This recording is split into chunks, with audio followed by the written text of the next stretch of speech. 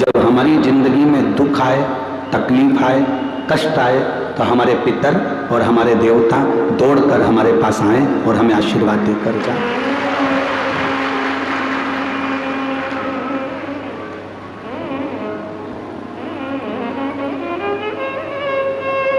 ये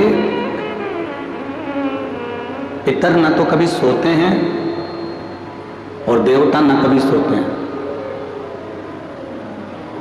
ना कभी पितृ सोएंगे, ना कभी देवता सोएंगे। ये दोनों जागते रहते हैं।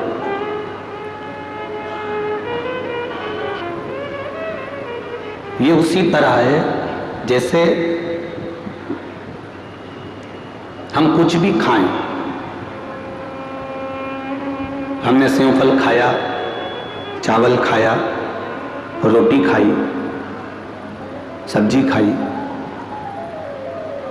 हमने गुलाब जामुन खाई, जलेबी खाई, इमरती खाई, भजिया, पकोड़ा, कुछ भी हम जो ग्रहण करते हैं, हमने जो भी खाया वो आखिरी में जैसे ही शरीर के अंदर जाता है और शरीर में जाते ही उसका काम है कि वो खून बनाना, रक्त बनाना चालू कर देता। हमने खाया और खाने के बाद वो खून बनाना, रक्त बनाना चालू कर देता। जो भी हम खाए हैं उसके बाद वो रक्त बनना, खून बनना चालू हो जाता। शिव महापुराण की कथा कहती है जैसे खाते ही रक्त बनना प्रारंभ हो गया, उसी तरह तुम्हें नहीं मालूम कि हमने गुलाब जामुन खाई तो इससे खून कितना बन रहा है, जलेबी खाई तो खून कितना बन रहा है, चावल खाए, धान खाई कितना खून बन रहा है, भाजी खाई, सब्जी खाई, रोटी खाई कितना खून बन रहा है, तुमको नहीं मालूम। पर शरीर में तुम्हारे खाते से ही वो खून बनना चालू हो जाता है। उसी तरह जैसे खाते ही खून बनना चालू हो जाता है, वैसे ही शिव महापुराण की कथा में पहुंचते ही, मंदिर में पहुंचते ही, श्री शिवाय नमस्तुभ्यं बोलते ही परमात्मा की कृपा होना प्रारंभ हो जाता है।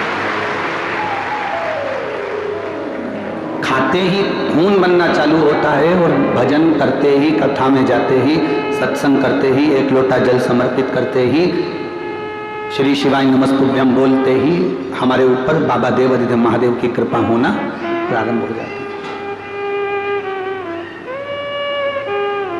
कोई कोई लोग कहते हैं कि साहब देवसोनी एकादशी पर देवता सोते हैं तो देव उठनी एकादशी पे उठते हैं। बोलो री छत्तीसगढ़ की जी सुनता है, सुना है कि नहीं सुना आप लोगों ने? सुना है ना? 4 महीना देव सो जाते हैं, फिर देव वापिस उठते हैं। देव सोनी एकादशी पर सोए और देव उठनी पर उठे।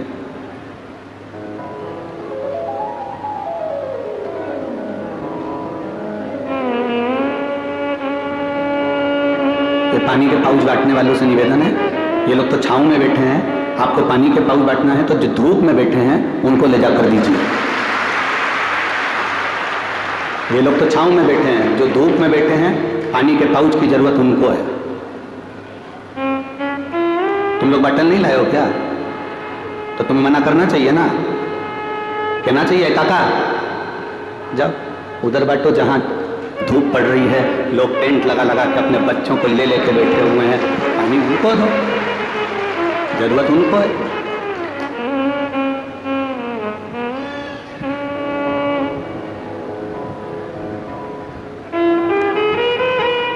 शिव कथा कह रही है खाते ही रक्त बनना प्रारंभ होता है। अच्छा, तुम लोगों को थोड़ी हमारी बात की बुरी लग जाए तो लग जान दो, कोई दिक्कत नहीं है, अगली बार मत बुलाना। पर जो सत्य है वो कहे बगैर हम रह नहीं पाते, हमारी आदत नहीं। आपको लग जाए कि बताओ गुरुजी ने कह दिया, हमको पानी भी नहीं पीने दिया, तो हम बोलते हैं आप लोगों को 2 बोतल लेकर चलो, एक पड़ोसी के लिए, एक अपने लिए, साथ में एक छाता लेकर चलो। कभी पंडाल में जगह नहीं मिले तो धूप में बैठना पड़े तो अपना छाता लगाकर बैठ जाओ। कुछ खाने का साथ में लेकर चलो जिससे किसी को अपन दे सके।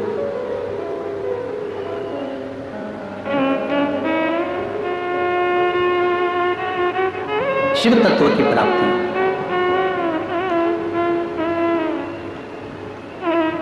खाते ही रक्त बनता है। कथा में जाते ही, शिव मंदिर में एक लोटा जल चढ़ाते ही, भगवान का मंत्र जाप करते ही शंकर की कृपा बनना प्रारंभ हो जाती है। अब कोई कहे कि देव सोनी एकादशी पर देवता सोते हैं, देव उठनी एकादशी पर उठते हैं, देव सोनी एकादशी पर देवता सो गए, देव उठनी पर उठे। कोई कहे तो उसको समझाओ कि पितृ और देवता कभी नहीं सोते, ना पितृ सोते हैं ना देवता सोते हैं। इतने लोग बैठे हो आप लोग कथा सुनने के लिए, जब दुख आता है ना, सबसे पहले आप अपने परिवार वालों को आवाज लगाते हो, परिवार वाले नहीं सुनते तो पड़ोसी को बुलाते हो, पड़ोसी नहीं सुनते तब आप रिश्तेदारों को बुलाते हो, रिश्तेदार नहीं सुनते तब आप कहीं राजनेता के पास जाते हो, राजनेता नहीं सुनते तब आप सब दूर हाथ जोड़ लेते हो, और सब दूर हाथ जोड़ने के बाद जब काम नहीं होता तब लोटा उठा के शंकर जी के मंदिर जाते हो, तब देवाधिदेव महादेव की शरण में जाते हो। हम सबके हाथ जोड़ें, उसके बाद अगर महादेव के हाथ जोड़ने जा रहे हैं तो महादेव से इतना कहना, अगर मेरी जिंदगी में तकलीफ भी आए, अगर मेरे जीवन में दुख भी आए, तो बिठाना तो महादेव तेरे दरवाजे पर बिठाना, और अगर मेरी जिंदगी में खुशी भी आए तो त्योहार भी मनाना तो तेरे दरवाजे पर मनाना। ऐसी कृपा तेरी बना। यह हमको लग रहा है कि हम देवता सो रहे हैं, पितर सो रहे हैं, देव सो जाते हैं, पितर सो जाते हैं। 16 दिन तुमने देव पितरों की पूजन करी, 16 दिन श्राद्ध करा, 16 दिन पिंडदान करा, 16 दिन तर्पण करा, 16 दिन तुमने पितरों के निमित्त ब्राह्मण को भोजन कराया, अन्नदान दिया, गौदान दिया, 16 दिन तुमने बहुत कुछ किया। 16वें दिन के बाद में तुम पितरों को भूल गए। शिव महापुराण की कथा कहती है, जब हम शंकर भगवान को एक लोटा जल चढ़ाते हैं, उसमें से एक हिस्सा हमारे पितरों को प्राप्त होता है, मतलब हमारे पितर हमें याद करते हैं और हम हमारे पितर को याद करते हैं। अब भले तुम्हारी दृष्टि में तुम पितरों को बुलाओ ना बुलाओ, पितर को तुम रिझाओ ना रिझाओ, पितरों का तुम नाम लो मत लो, शंकर जी को जल चढ़ाया मतलब वो जल का एक हिस्सा पितरों के पास में पहुंच गया। शिव जी को जल चढ़ाते से एक हिस्सा पितरों के करीब में पहुंच जाता, पितरों के पास पहुंच जाता।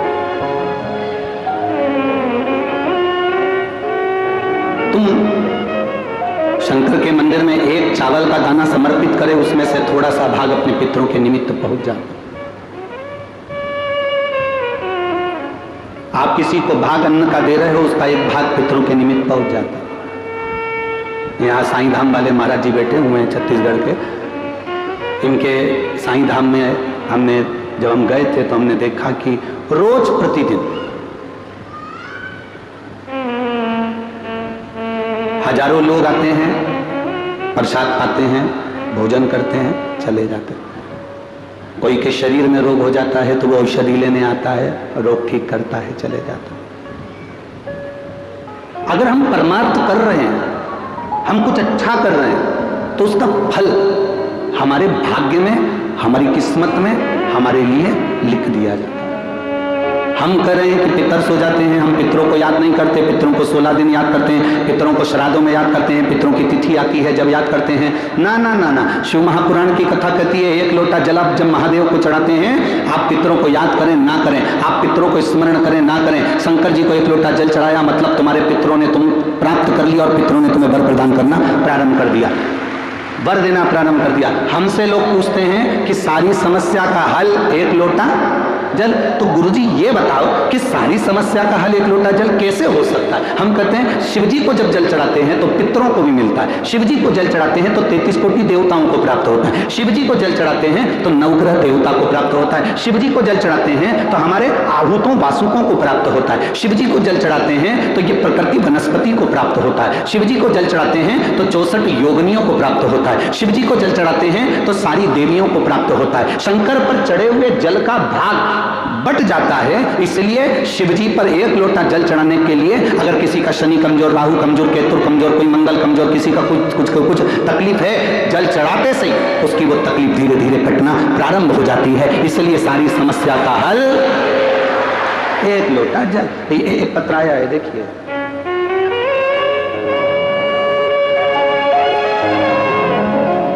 मैं रामेश्वरी साहू, मेरे पति तोषण साहू, कहीं बैठी है रामेश्वरी जी? मैं रामेश्वरी साहू, मेरे पति तोषण साहू, मैं ग्राम पतोरा बेरला छत्तीसगढ़ से हूं। कहीं बैठी हो तो हाथ हिला सकती हैं, अगर कहीं बैठी हो तो हाथ हिला सकती हैं। गुरुदेव, मेरी शादी को कई साल हो गए थे।